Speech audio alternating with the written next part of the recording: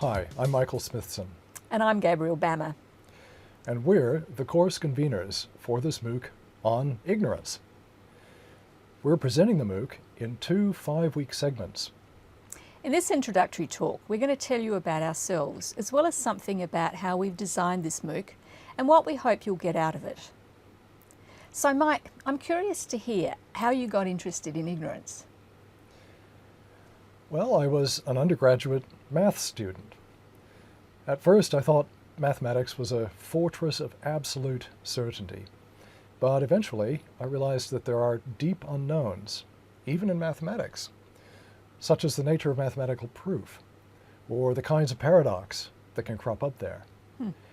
Later, when I was doing a PhD in sociology, I encountered the thesis that knowledge is largely socially constructed. It occurred to me that ignorance also is socially constructed. At the time, no one was working on that. So I had the good fortune to do pioneering work on how ignorance is socially constructed and what people do with it. What are the issues about ignorance that have most interested you, and how will we see that reflected in the course? I find it really interesting how most of us are so focused on knowledge as an answer to all our problems that ignorance gets demonized and sidelined. We have blind spots about ignorance.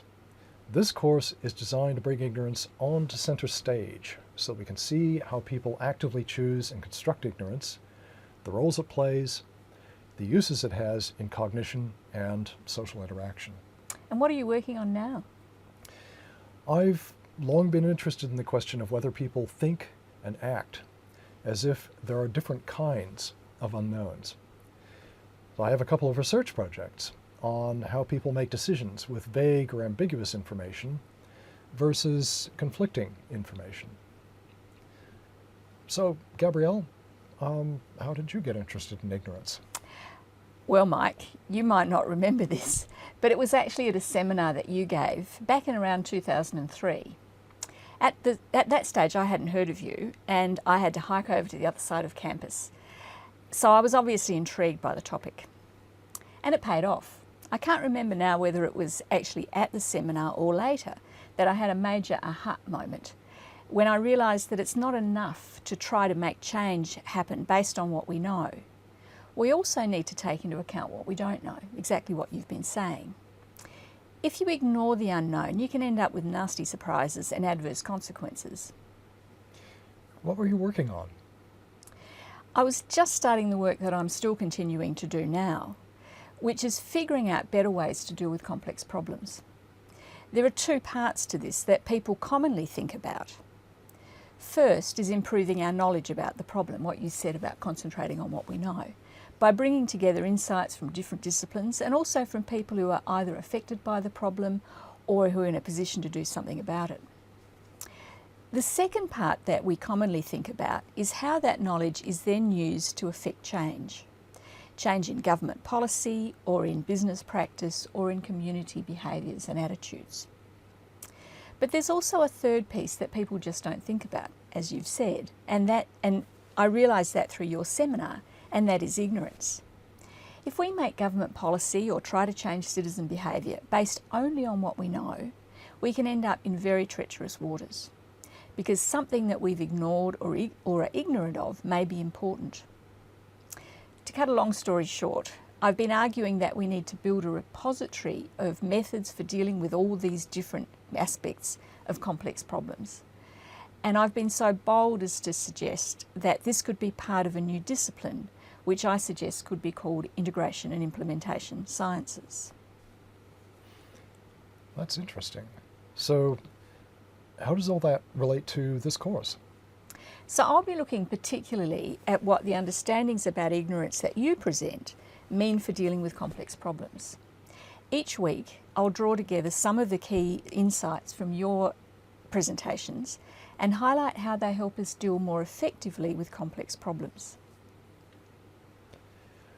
One of the things that has intrigued both of us is that each discipline and professional area has only a partial view of ignorance.